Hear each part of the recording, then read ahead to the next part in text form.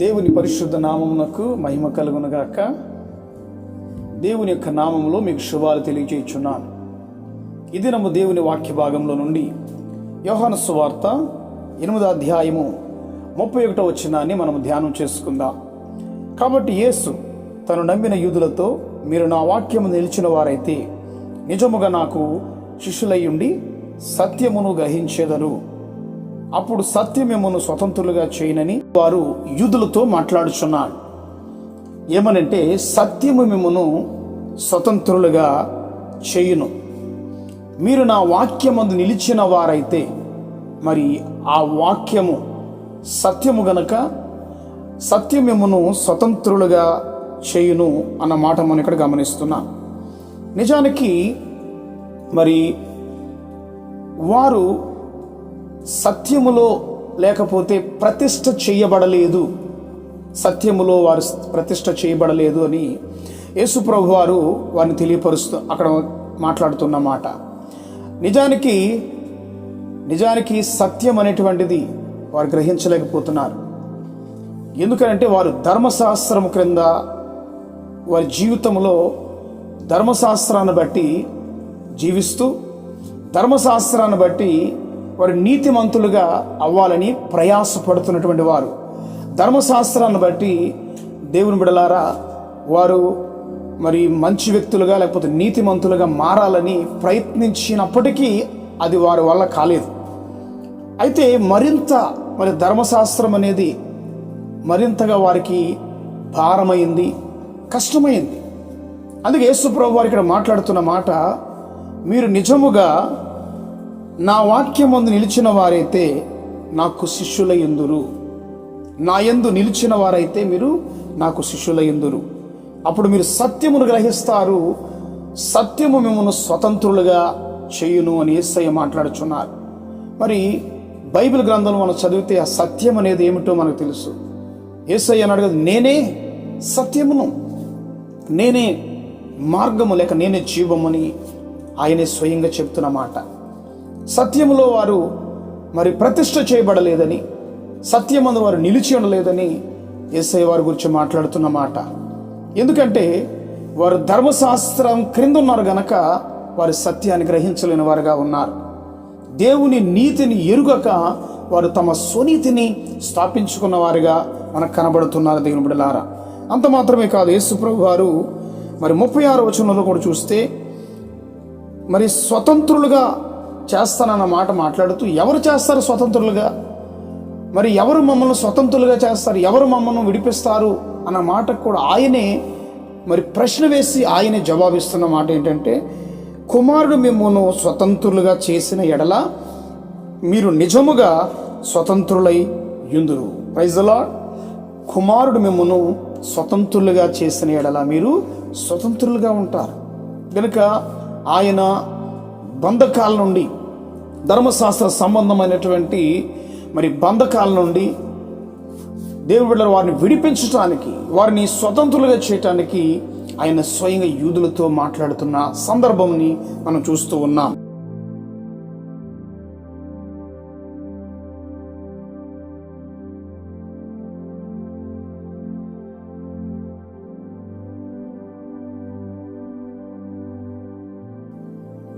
అపోస్తుల కార్యములు 15వ అధ్యాయము 8వ వచనాన్ని చదువుకుందాం. మరియు హృదయములను ఎరిగిన దేవుడు మనకు అనుగ్రహించినట్టుగానే వారికి నీ పరిశుద్ధాత్మను అనుగ్రహించి వారిని గూర్చి సాక్ష్యమిచ్చెను. మరి ఎవరిని గురించి మాట్లాడుతున్నాడు ఇక్కడంటే, యూదులు, అన్యులు అనేటువంటి వారిని మనం చూసినట్లయితే, యూదులు వారు ధర్మశాస్త్రాన్ని ఆధారం చేసుకుని మేము నీతిమంతులము, మరి మేమే పరిశుద్ధులము అని బ్రతుకుతున్నటువంటి దినాలు. యేసుప్రభు వారు మాట్లాడుతున్న లేఖనం ఏంటంటే, కుమారుడు మిమ్మల్ని స్వతంత్రులుగా చేసిన ఎడల మీరు స్వతంత్రులుగా ఉందురు అంటే వారు ఎందులో లేరని అర్థము. వారు సత్యములో లేరు, ఇంకా వాస్తవికతలో లేరు, సత్యము గ్రహించలేని వారుగా ఉన్నారు, వారు స్వనీతిని స్థాపించుకుంటున్నారు. అందుకే కుమారుడే మమ్మల్ని స్వతంత్రులుగా చేస్తాడని యేసయ్య సెలవిస్తున్న మాట. ఇక్కడ మరి గమనించినట్లయితే పేతురు మాట్లాడుతున్నటువంటి మాట ఇది. పేతురు వారితో చెప్తున్నాడు, మరియు హృదయములను ఎరిగిన దేవుడు మనకు అనుగ్రహించినట్టుగానే వారికి పరిశుద్ధాత్మ అనుగ్రహించి వారిని గూర్చి సాక్ష్యమిచ్చెను. వారి హృదయములను విశ్వాసం వలన పవిత్రపరచి మనకును వారికి ఏ భేదమైనను కనపరచలేదు. దేవుడు ఇక్కడ ఎలాగ పనిచేస్తాడు అనే విషయాన్ని జ్ఞాపకం చేస్తూ, దేవుడు విశ్వాసం వలన కార్యం చేస్తాడు. విశ్వాసం వలన హృదయములను పవిత్రపరచెను అనే మాట మనం చదువుతున్నాం. దేవుడు విశ్వాసము ద్వారా మన హృదయాలను పవిత్రపరుస్తాడు. విశ్వాసము ద్వారా మన హృదయాలను శుద్ధీకరిస్తాడు. Cleansing by faith, cleansing by through the faith. విశ్వాసము ద్వారా మరి దేవుడు మన హృదయాలను పవిత్రపరచును అని చెబుతూ, మరి వారికి మనకును ఏ భేదమును కనపరచలేదు గనుక మన పితరులైనను మనమైనను మోయలేని కాడిని శిష్యుల మెడ మీద పెట్టి మీరెందుకు దేవునిని శోధించుచున్నారు. గమనించండి, మనమైనను మన పితరులైనను మోయలేని కాడి. పాత నిబంధన గ్రంథములో చూసినట్లయితే భరించలేనటువంటి భారమైన కట్టడలు, మోయలేని కాడులు ఉన్నాయి. అదే విషయాన్ని పేతురు జ్ఞాపకం చేస్తున్నాడు. ఎందుకు మీరు అన్యజనులకు ఈ యొక్క కాడిని మోపుతున్నారు? మనము మోయలేకపోయాం, మన పితరులు మోయలేకపోయాం, మనం చేయలేకపోయాం. మనం చేయలేని దాన్ని వారికి ఎందుకు ఆపాదిస్తున్నారు? దేవుడు చెప్తున్న మాట ఏంటంటే, విశ్వాసం వలన పవిత్రపరచబడతాం. విశ్వాసం వలన దేవుడు మన హృదయాలను పవిత్రపరుస్తాడని లేఖనాన్ని ఇక్కడ మనం గమనిస్తున్నాం. 11వ వచనం మీరు చూసినట్లయితే, ప్రభువైన యేసు కృప చేత మనము రక్షణ పొందుదుమని నమ్ముచున్నాం కదా. అంటే మనకు రక్షణ ఎలాగ కలుగుతుంది? ఎఫెసు సంఘానికి పౌలు కూడా చెప్తున్నాడు, మీరు విశ్వాసము చేత కృప చేతనే రక్షించబడి ఉన్నారు అని. పేతురు గారు కూడా అంటున్నారు, ప్రభువైన యేసు కృప చేత మనం రక్షణ పొందుదామని నమ్ముచున్నాం కదా. అలాగే వారును రక్షణ పొందుదురని. రక్షణ అనేటువంటిది విశ్వాసము చేత, కృప చేత మనము రక్షించబడ్డాం. క్రియల వలన కాదు మనం రక్షించబడినది. అలాగే మనం పవిత్రపరచబడేది, శుద్ధీకరించబడేది దేవుని బిడ్డలారా విశ్వాసము చేత దేవుడు మనలను పవిత్రపరిచనన్న లేఖనాన్ని మనం చదువుతున్నాం. అందుకని దేవుడు విశ్వాసము ద్వారా మీ హృదయాన్ని పవిత్రపరుస్తాడు. అపోస్తలుల కార్యములు 10వ అధ్యాయము 43 నుంచి చదువుకుందాం. ఆయన విశ్వాసముంచు వాడెవడో వాడు ఆయన నామం మూలముగా పాపక్షమాపణ పొందునని ప్రవక్తలందరూ ఆయన గురించి సాక్ష్యం ఇచ్చుచున్నారు. ఆయన ఏది విశ్వాసముంచువాడు ఆయన నామం మూలముగా పాపక్షమాపణ పొందుతాడంట. ఆయన నామం మూలంగా పాపక్షమాపణ పొందుతాడని ప్రవక్తలందరూ ఆయన గురించి సాక్ష్యం ఇచ్చుచున్నారని నేను పేతురు చెప్తున్నాడు. పేతురు ఇంకా ఈ మాటలు చెప్పుచుండగా అతని బోధ విన్న వారందరూ కూడా పరిశుద్ధాత్మ దిగెను. ఆయన మాటలు మాట్లాడుచుండగానే మరి ఆయన బోధ విన్న వారందరి మీద కూడా పరిశుద్ధాత్మ దిగి వచ్చెను. అంటే వారు అనుకున్నారు, దేవుడు మాకు మాత్రమే దేవుడు, మేమే మరి మాకు ధర్మశాస్త్రం ఉంది, మాకు కట్టడలు ఉన్నాయి, మాకు నియమాలు ఉన్నాయి, కనుక వీటి ద్వారానే మనం పరిశుద్ధులం అవుతాం, నీతిమంతులం అవుతాం అనుకుంటున్నారు. అలాంటి సమయంలో దేవుడు అద్భుతమైన కార్యం చేశాడు. సున్నతి పొందిన వారు ఉన్నారు, అక్కడ సున్నతి లేని వారు అన్యజనులు కూడా ఉన్నారు. అయితే అన్యజనులు కూడా పరిశుద్ధాత్మని వరాన్ని దేవుడు అన్యజనులు సైతము కృమ్మరించబడ్డ చూచంట విభ్రాంతి నొందారు. దేవునికి ఏ భేదము లేదు. అందుకనే దేవుడు నీలో చూసేది విశ్వాసాన్ని, నీ ఫెయిత్ని ఆయన రికార్డ్ చేస్తాడు, నీ విశ్వాసాన్ని చూస్తాడు, నీ నమ్మకాన్ని చూస్తాడు. దేవుని పట్ల నువ్వు కలిగి ఉన్న ఆ యొక్క నమ్మకాన్ని బట్టి దేవుడు కార్యాలు చేస్తాడు. అందుకని విశ్వాసము ద్వారా దేవుడు మన హృదయాలను ఇక్కడ అన్నాడు పవిత్రపరిచాడు. విశ్వాసము ద్వారా దేవుడు తన ఆత్మను కుమ్మరించాడు. విశ్వాసము ద్వారా దేవుడు రక్షణను కృపచేత అనుగ్రహించాడు. భేదము లేదు అంటున్నాడు. వారికి మనకి ఏ భేదము లేదు, మనము పొందినట్లు వారు పొందుచున్నారు. కనుక గమనించండి, దేవుడు విశ్వాసము ద్వారా కార్యం చేస్తారు. అంత మాత్రమే కాదు, క్రింద చదివినట్లయితే ఎలయనగా వారు భాషలతో మాట్లాడుచు దేవుని గణపరుచుచుండగా వినిరి. ఎంత గొప్ప మాట! ప్రైజ్ ద లార్డ్, హల్లెలూయా. విశ్వాసముతోటి నింపబడినటువంటి జీవితాలలో దేవుడి కార్యాలు ఎలా ఉంటాయంటే, గమనించండి, భాషలతో మాట్లాడుచు వారు దేవునిని గణపరుచుచుండ విన్నారంట. అక్కడ ఉన్న వారందరూ వింటున్నారు, వీరు భాషలతో దేవుని గణపరుస్తున్నారు. అందుకని భాషలతో మాట్లాడువాడంట దేవునితో మాట్లాడుచున్నాడు అంటాడు. అంటే దేవునిని గణపరచుట. నువ్వు ఒంటరిగా ఉన్నప్పుడు, నువ్వు వ్యక్తిగత ప్రార్థనలో ఉన్నప్పుడు, నువ్వు దేవుని భాషలతో మాట్లాడుతూ ప్రార్థిస్తుండడం ద్వారా నువ్వు దేవుని గణపరిచే బిడ్డగా ఉంటావు. అపోస్తుల కార్యములు 10వ అధ్యాయము 28వ వచనం. అప్పుడు అతడు అన్యజనులతో సహవాసము చేయుటైనను అటువాన్ని ముట్టుటైనను యూదునికి ధర్మము కాదని మీకు తెలియను. అయితే ఏ మనుష్యుడును నిషేధింపదగిన వాడైనను అపవిత్రుడైనను చెప్పకూడదని దేవుడు నాకు చూపించి ఉన్నాడు. ధర్మశాస్త్ర ప్రకారము అన్యజనులు ఎలాంటి వారంటే సహవాసం చేయుటైనను మరి అన్యజనులను ముట్టుకోకూడదు, అది యూదునికి ధర్మము కాదని మీకు తెలుసు అని చెబుతూ, అయితే దేవుని యొక్క కృపలో ఏ మనుష్యుడు కూడా నిషేధింపదగిన వాడు కాదు. దేవుని స్తోత్రం. అపవిత్రుడని చెప్పకూడదంట.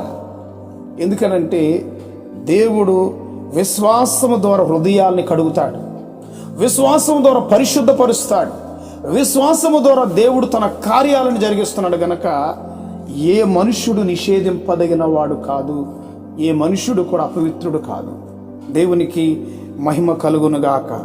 ఈ విషయాన్ని మరి పేతురు చెప్తున్నాడు, దేవుడు నాకు చూపించాడు. ఏమని చూపించాడు? ఏ మనుష్యుడు కూడా అపవిత్రుడు కాదు, నిషేధింపదగిన వాడు కాదు. దేవుని యొక్క కృపచేత మనమందరము రక్షింపబడ్డామని దేవుని వాక్యం సెలవిస్తుంది. ఆయన యందు విశ్వాసం ఉంచడం ద్వారా నీ జీవితంలో పరిశుద్ధాత్మని వరాన్ని పొందుకుంటావు. విశ్వాసము ద్వారా దేవుని యొక్క సన్నిధిలో నువ్వు రక్షణ పొందుకున్నావు. విశ్వాసము ద్వారా నీ హృదయము, మన మనస్సులు కడగబడతాయి. దేవుని కృప ద్వారా మన హృదయాన్ని పరిశుద్ధపరిచాడు ఆయన.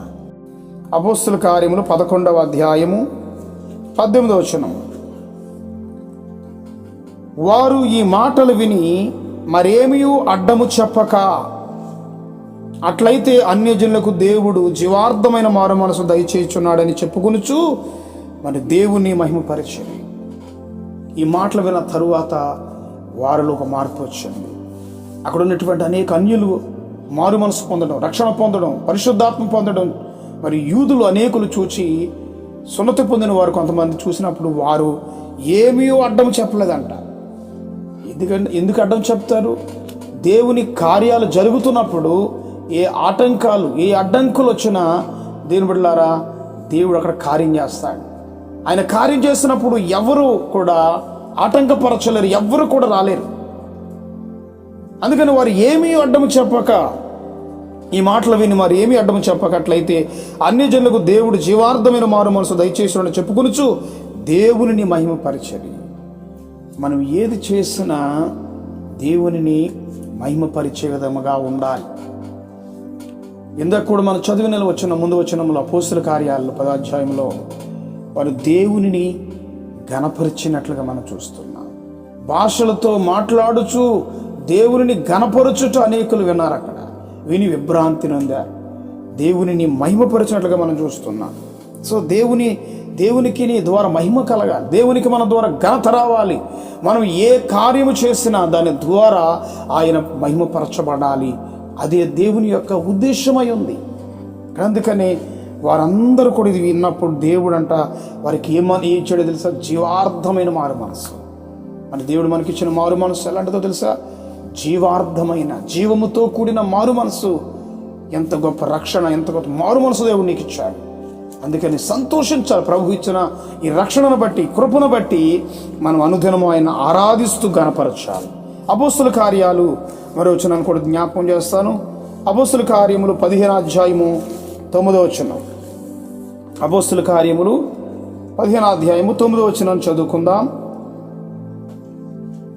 వారి హృదయములను విశ్వాసం వలన పవిత్రపరచి మనకు వారికిని ఏ భేదమైనను కనపరచలేదు. మరి ఈ మాట 3 పర్యాయములు రాయబడింది. మనం ఇక్కడ చూసినట్లయితే వారికి మనకి ఏ భేదము కనపరచలేదు. ఎందుకని? విశ్వాసము ద్వారా దేవుడు వారి హృదయములను ఏం చేశాడో తెలుసా? పవిత్రపరిచాడు. దేవుడు నీ హృదయాన్ని నీ హృదయం ఎలా కడగబడద్దు అనుకుంటున్నా? కొన్నిసార్లు నువ్వేదో చేస్తే నా మనసు కడగబడతా, నా హృదయం పరిశుద్ధపరచబడద్దు అనుకుంటున్నా. నీ హృదయం పరిశుద్ధపరచబడేది విశ్వాసం వలనే. దేవుని మీద విశ్వాసము నీకు ఉన్నట్లయితే ఆయన ద్వారా నీ హృదయము పవిత్రపరచబడతాది. ఆయన ద్వారా నీ మనసు పవిత్రపరచబడతాది, పరిశుద్ధపరచబడతాది, నీ జీవితం పరిశుద్ధపరచబడతాది. అందుకని విశ్వాసంతో నమ్మాలి. ప్రభువా, నీవు చేసిన కార్యాన్ని బట్టి, నీ సిలువ కార్యాన్ని బట్టి నేను నీతిమంతుడిగా తీర్చావు, నన్ను పరిశుద్ధుడిగా మార్చావు, నీ యందు విశ్వాసం ద్వారా నన్ను కడిగావు నాయన. నీ నిత్య జీవపు మాటలు నాకు జీవార్థమైన మారు మనసు వచ్చినాయి. నేను రక్షించబడిన అనుభవం నాకు ఆనందిస్తూ ఆయన ఇచ్చిన దాన్ని బట్టి ఆయన స్తుతించాలి. గమనించండి, దేవుడు మనకు మరి ఏమిటంటే మన హృదయములను పవిత్రపరిచాడు.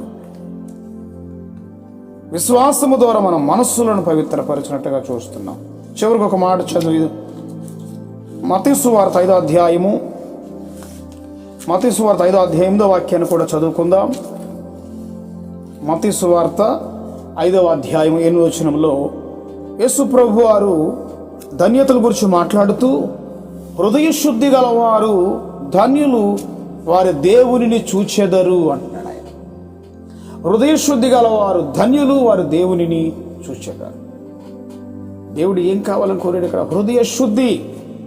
చాలాసార్లు హృదయ శుద్ధి గురించి మాట్లాడుతుంటారు. లేకపోతే హృదయ శుద్ధి ఎలా అవుతుంది, హృదయాన్ని ఎలాగ శుద్ధి కడుక్కోవాలి, ఎలాగనుకుని ప్రయాసపడుతూ ఉంటాం. విశ్వాసం వలనే మన హృదయాలు పవిత్రపరచబడతాయి. దేవుని యందు విశ్వాసం వలన మనసు పవిత్రపరచబడతారు. అందుకే ఇక్కడ అన్నాడు, హృదయ శుద్ధి గలవారు ధన్యులు, వారు దేవునిని చూచెదరు. దేవుని చూచెదరు. దేవుని కార్యాలు చూడాలంటే, దేవుని మహిమను చూడాలంటే హృదయ శుద్ధి కావాలి. మరి నీకు హృదయ శుద్ధి ఉందా? నీ హృదయము పవిత్రపరచబడిందా? నీ హృదయములో ఇంకా మలినముతో నింపబడిందా? నీ హృదయము అనేకమైనటువంటి విషయాలతో నింపుకున్నావా? లేక నీ హృదయాన్ని దేవుని మాటల వలన, విశ్వాసం వలన పవిత్రపరుచుకున్నావా? దేవుడు నిన్ను అడుగుచున్న మాట, నీ హృదయాన్ని శుద్ధి చేసుకున్నావా? దేవుడు అడుగుతున్నాడు, హృదయ శుద్ధి గలవారి ధన్యులు, వారి దేవుని చూస్తారు.